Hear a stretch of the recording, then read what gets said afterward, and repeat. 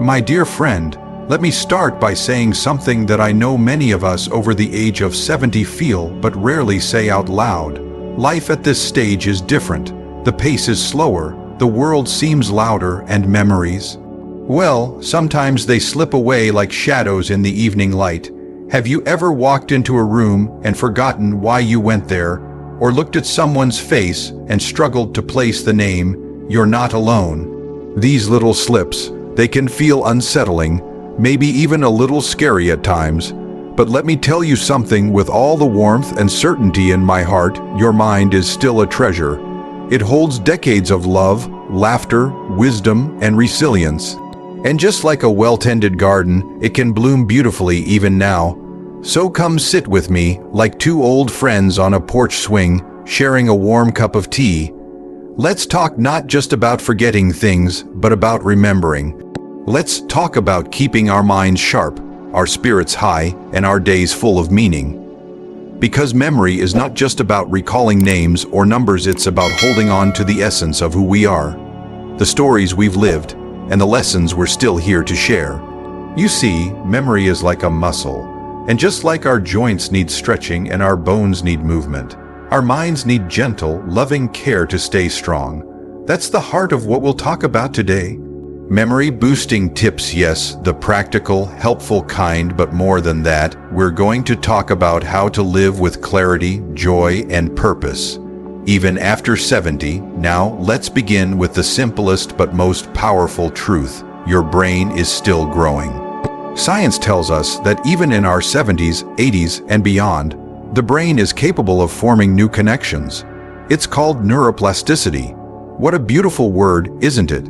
It means your mind isn't finished, it's still evolving, still learning, still adapting. That alone should fill us with a sense of hope. One of the greatest gifts we can give our brains is curiosity. Never stop being curious. Ask questions, read books, watch documentaries. Learn something new, even if it's something small, like how to cook a new recipe or the name of a flower in your garden. Each time we engage our mind with something novel, we spark new activity in the brain. It's like watering a plant. Suddenly there's life, growth, color. Let me share a small memory with you. I once knew an old friend, Margaret, who took up painting at the age of 82. She used to say, "I may forget where I put my glasses, but I'll never forget the way colors make me feel." She painted birds, flowers, and portraits of her grandchildren. Her mind seemed to light up when she spoke about her art. That's the magic of learning. It doesn't just sharpen the brain, it nourishes the soul. Speaking of nourishment, what we eat plays a powerful role in our memory. Now, I know you've heard it before, but it's worth repeating gently. Your brain thrives on healthy food. Omega-3 fatty acids, found in fish like salmon and sardines, are like fuel for our brain cells. Leafy greens, spinach, kale, collards, they're not just good for our bones but brilliant for memory too. And berries. Oh, those little gems. Blueberries especially are full of antioxidants that protect the brain from aging. But it's not just about what we eat, it's also about how we move. Movement, any kind of movement, gets the blood flowing to the brain, and that's essential for memory. You don't need to run a marathon. A gentle walk in the morning, some light stretching, even dancing in your living room to your favorite old song, it all counts. And don't underestimate the power of breathing deeply. When we breathe fully and slowly, we oxygenate our brain, calm our nerves, and bring clarity to our thoughts. Sometimes the sharpness of memory is dulled not by age, but by loneliness. It's something many of us feel, though few admit. After all, we've seen friends pass on, family members move away, children grow busy with lives of their own. But my dear, loneliness is not your fault. It is a shadow that visits many of us, and it can cloud the mind more than we realize, so reach out, connect. Even if it's just a phone call, a chat with a neighbor, or joining a community group. Being around others, sharing laughter, telling stories, these are some of the best exercises for the brain. There's a reason why people who stay socially active tend to have stronger memories. It's because conversation is like a dance of the mind. It forces us to think, recall, feel, and respond, all in real time. Let's also talk about sleep. Oh, how easy it is to dismiss it. But sleep is not just rest, it's restoration. When we sleep, the brain processes the day's memories, sorts them, stores them.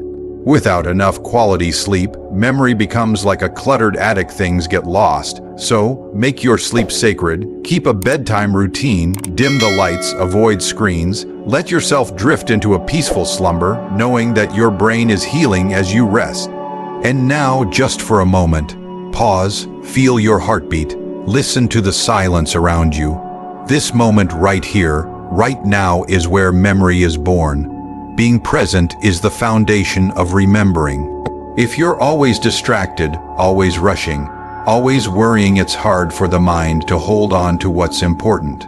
But when you slow down, when you truly pay attention, that's when life becomes unforgettable. Now, I want to talk gently about hearing and vision. These senses are our brain's windows to the world. If your hearing or sight is fading, it's not just a physical change, it can affect memory too. When we can't hear conversations clearly or see faces sharply, our brain works extra hard to fill in the gaps. That can be exhausting, and it can lead to confusion or forgetfulness. So, if you need glasses, wear them proudly.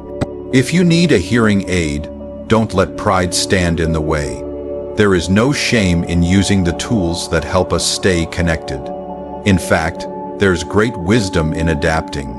After all, we've adapted our whole lives through wars, through hardship, through joy and sorrow. This is just another step in the journey. Let's talk about pain. Physical pain, emotional pain, they both affect memory. Chronic pain can drain your energy and scatter your thoughts. And emotional pain, especially grief, anxiety, or depression, can leave your mind foggy.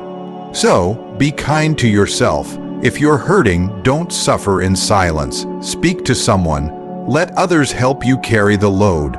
There is strength in vulnerability, and healing often begins with a single conversation. You know, one of the most powerful tools for memory is storytelling. And who better to tell stories than those of us who have lived long lives? Share your stories with your grandchildren, your neighbors, your friends. Talk about your childhood, your love stories, your lessons. Every time you share a memory, you're reinforcing it in your brain. And more than that, you're passing on a legacy. And if you feel like your memories are slipping, don't panic. Don't let fear take over. There are techniques that can help. Use lists, keep a journal, set gentle reminders, use associations, link names with faces, events with smells, places with emotions. These little strategies can make a big difference.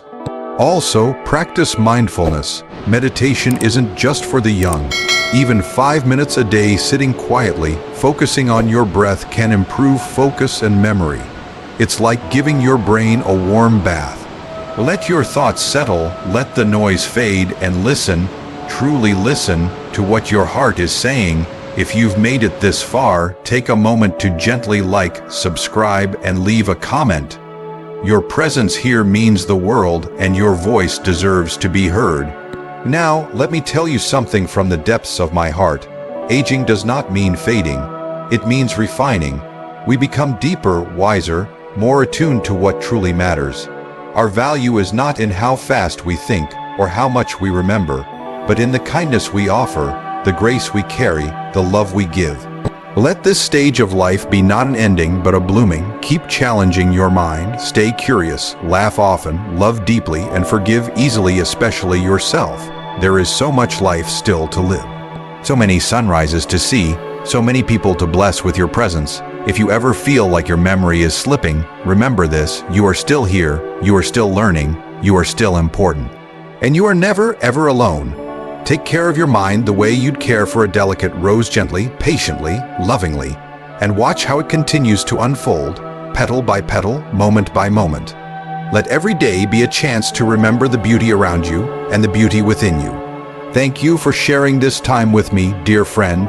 I hope you'll visit again. Here, at the Senior Wisdom, we honor you, your journey, your voice, your presence.